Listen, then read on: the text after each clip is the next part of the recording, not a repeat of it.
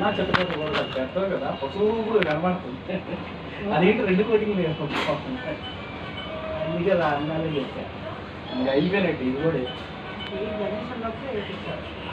గణేష్ రాగానే కూడా చెప్పా. అక్కడ అంత భయంకరంగా ఉంటే ఏం పెట్టుతా ఉండే దానికి కూడా నేను ఎక్కడో నమ్మకం మనం చెప్పుకోవచ్చు.